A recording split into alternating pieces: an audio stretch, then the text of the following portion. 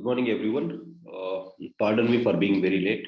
Uh, First thing first, let me go to the last question that I have given, right? I want to discuss something about this.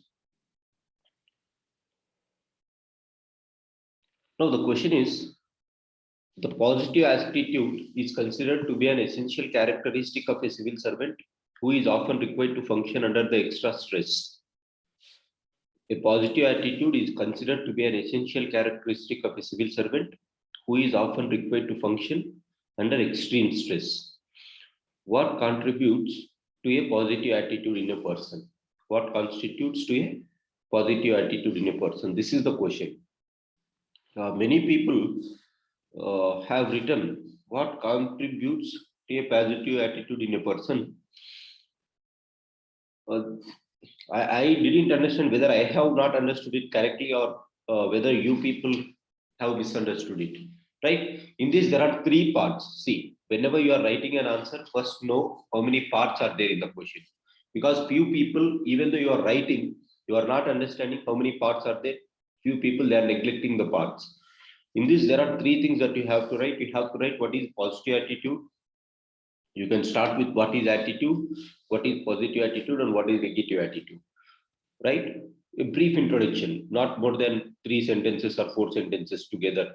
Attitude, positive attitude, negative attitude, few examples of positive attitude, few examples of negative attitude. Done. This is the first thing that you have to write. The second thing that you have to write is why it is considered as an essential characteristic to a civil servant. That is the second thing that you have to address. And the third thing is the main question you have to address. So there are three parts. So three parts, all the three parts we have to write, right? That is the first thing. Let me go to some answers who has written very best. I didn't find a comprehensive answer where every part is better written by only one person. Rather, there are some different answers. Sahitya has written this. Attitude is a settled way of thinking. It is positive or negative feelings towards an object. See, whenever you are writing an answer, you keep the sentences very simple. I am finding particularly from this English medium students who are from English media, they were writing the sentences are with a very uh, greater length. They are not ending the sentences, they are writing everything under one sentence. Even some people have written almost 4 to 5 lines in one sentence, and then they kept one full stop. Never write a sentence with that big scale, because it is going to take away the goodness in the answer. Any time whenever you are writing, the most important thing that you have to remember, it has to be, the sentence has to be very simple, like one line, one sentence. It has to be so simple that for a reader it should be engaging. If you are writing all the 4 lines, 5 lines in one sentence, then it is going to take away the sheen of your answer, particularly for English medium students. I don't know why it is done mistake by English medium students. So don't do this. You are good at English, not more than 4 or 5 words in a sentence.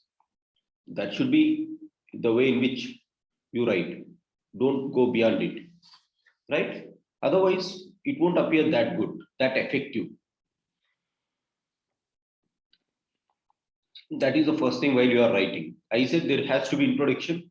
I found this introduction and two other introductions very beautiful. Attitude is a settled way of thinking. It is positive or negative feelings. Then she has given examples of positive attitude, negative attitude. So until this, she has given the introduction. That is what I spoke, right? This is first thing, that justification was done. Now from here on, she started explaining why it is an important characteristic for the civil servants. Positive attitude is essential characteristics. It helps him in being optimistic, confident, constructive, to tolerance towards humble towards the society. It helps the see how she has introduced the ethical terms when you are writing the answer. Ethical terms should be used. Look at the way she used the ethical terms. Optimistic, confident, constructive, tolerant, humble towards duty. It helps a civil servant to do his work through in categorical imperative, through the approach of deontology, through the approach of dharma, about means rather than ends. There is a famous saying of Aristotle. Now look at this. This is what differentiates an answer from GS and ethics, right? He never thinks about he can prove himself wrong. This I said, don't write. He always follows his thought morals. Man is the product of his thoughts. What he thinks he becomes, said by Gandhiji. So this is the thing. Until this point, I like the answer very much. So the second thing that you have to remember, or one thing that you can gain from this answer is there is some difference between ethics answer and some general studies answer. Ethics answer should include ethical terms and the knowledge that you gained, right? You have to present it. This is the thing which carries in ethics.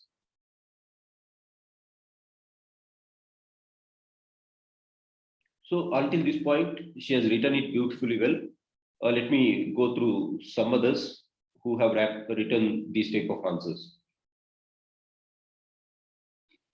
Now she has also given good from the body. Civil servants often undergo extreme stress due to workload.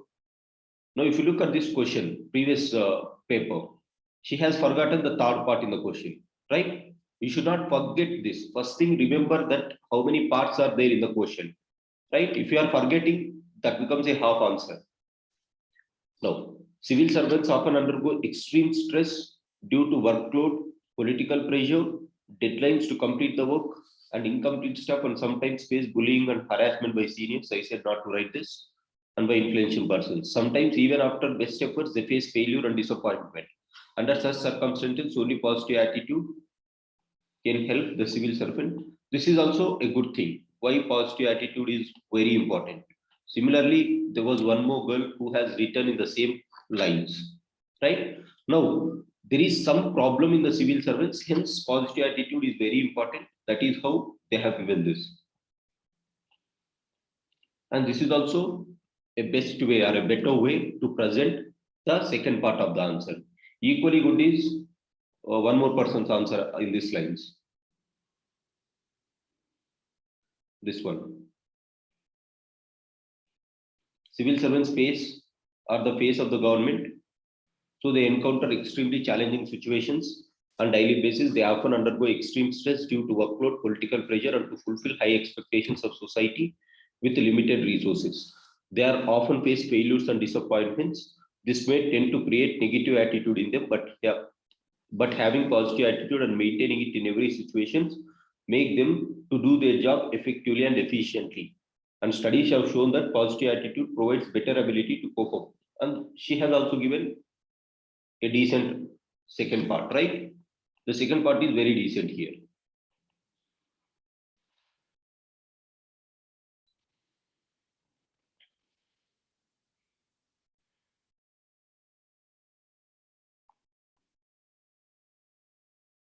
Now look at this. What people have written for the third part is many people have written following attributes are very important for following characteristics contribute to positive attitude of a person. They are asking how positive attitude can be contributed in a person. Many people have written in the same lines, right? Being optimistic, acceptance, integrity, resilience, gratitude, education. This is okay. Some other people not giving up when facing failure, practicing gratitude, acquiring knowledge, okay. Learning from the mistakes, okay. Never lose hope and optimism. Again, look at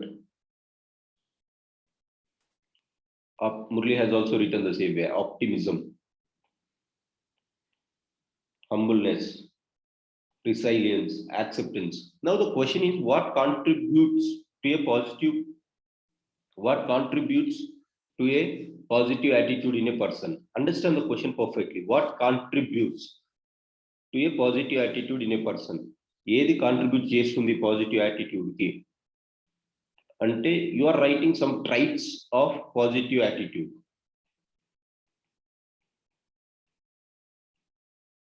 Optimism. These are the positive traits. Cooperation, acceptance, resilience. These are positive traits, right? They are the outcomes of positive attitude. They are asking what contributes to positive attitude.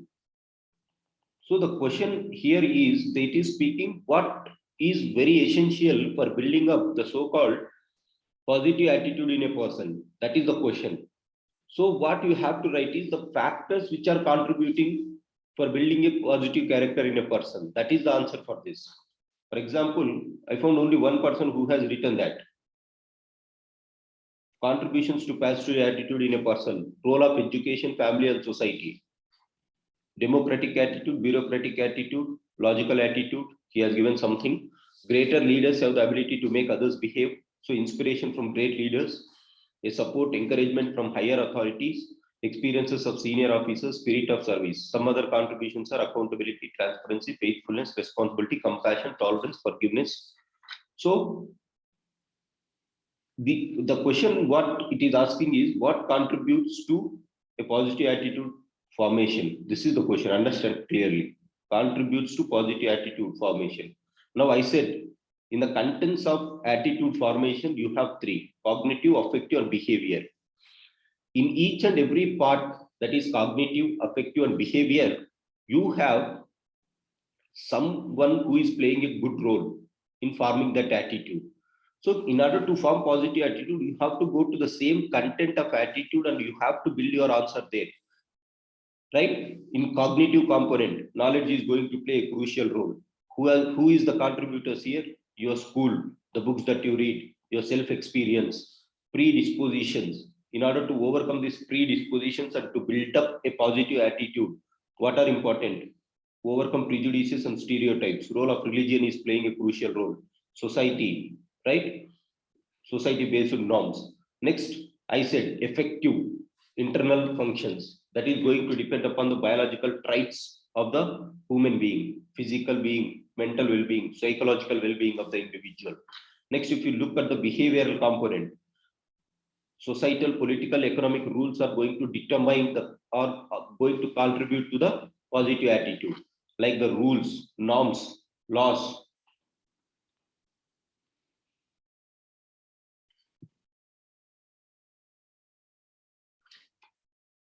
Norms, codes of civil service, transparency, accountability. These are the things which are going to contribute to the positive attitude. Now, they didn't ask what are the advantages of positive attitude. They didn't ask what are the examples of positive attitude. They asked what are the things which contribute to positive attitude. These are the things which contribute or which build up positive attitude in the person. So many people have done this mistake. Not only one or two, I found only one person who has exactly attended this question, the third part of the question. So this is the answer. This is the answer for this question, right? I hope you understood this. But many people are writing it beautifully. The only thing is keep the sentence very simple. Go to the question directly. Don't beat around the bush. Go to the question, address the question, come out. You do not have anything more than addressing the question, right? That is the thing. Keep the sentences very simple, guys. Don't make the sentence too long.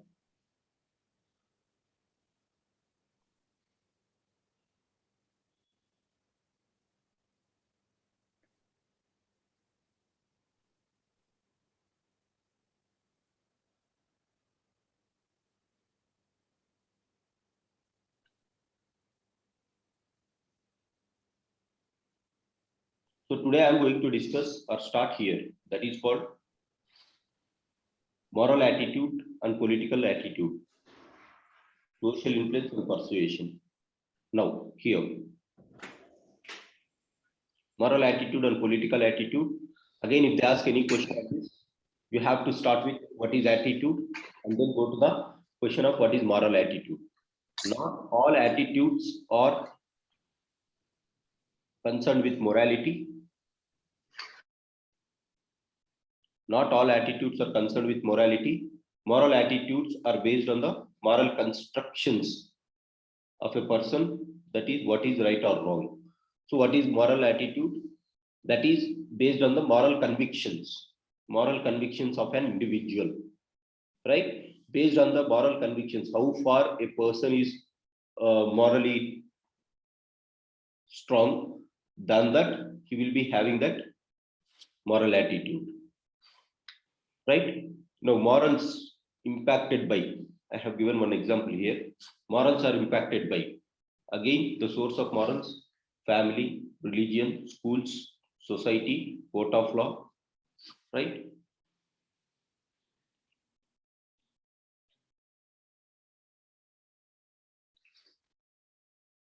How society is playing a role: fear of social ostracization, right?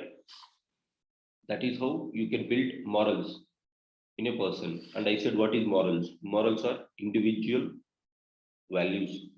Individual good values in a person is called morals. Positive aspects of morals tied with strong emotions, and it prevents deviant behavior. It prevents deviant behavior and it motivates a person towards altruism, voluntarism, and social service. Right? You know these meanings: altruism, volunteerism, social service, right?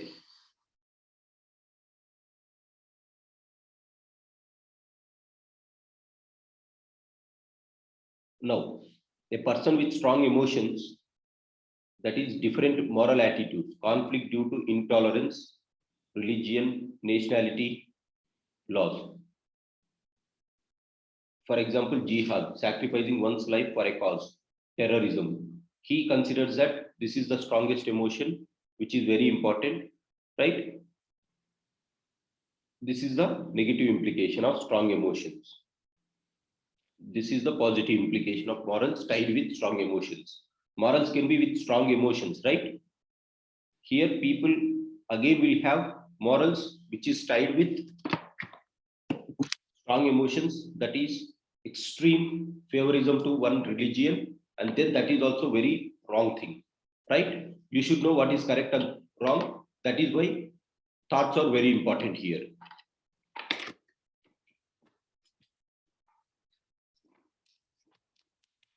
I hope whenever they ask this question, just write a simple sentence saying that moral attitudes are the attitudes which are based on the moral convictions of an individual, which guides them to do what is right in all circumstances. You can give one example and you can tell, if they ask what are the things that is deciding the morals of a person, these are the things, and then give some implications: positive implications of strong emotions, negative implications of strong emotions, right?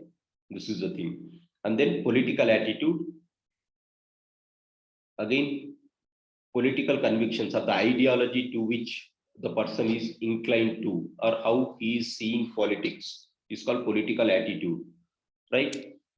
Political attitudes are those attitudes how an individual is inclined towards the politics, whether he was having a good feeling about politics or a bad feeling about politics. If you look at the previous year question, there are one or two questions which were asked on this slide. People with ethical conduct in their personal life are not coming out into the politics. Suggest some means so that they will enter into the politics. That is the thing. So this is based on political ideological conviction.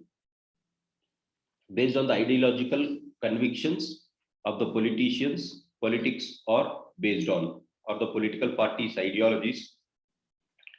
This is based on, right? That is called political attitude. People can be apolitical also. People can be very neutral towards politics, or some people might be carrying even a negative image of politics, right? So that is three things. One is people will be liking politics, people will be neutral to politics. Third one is people won't like politics. So there are three categories of people, and their attitude differs among these three lines. And people who like politics, they like based on some ideological convictions, right? What are those ideological convictions? Just for your understanding, I have given liberal ideology, conservatives, communism that you might be knowing. Communism is a system of social organization, a property owned by community. Everyone contributes as per their ability and receives as per their needs, right? Karl Marx ideology.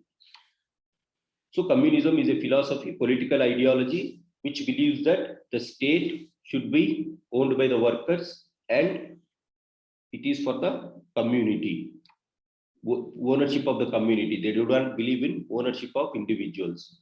Whereas liberals believe in the ownership of individuals, liberty, equality, democracy. They believe in individual ownership. That is how liberalism and communism is differing. The rest of the things is they give more priority to this, they give more priority to work and welfare of the worker class.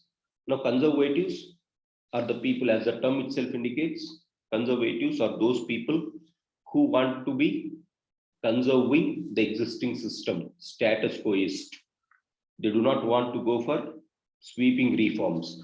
If there are some people who are going for sweeping reforms, they are called communists. The left parties are willing for going for sweeping reforms, right? So what conservative says is, conservatives is again two types, social and fiscal.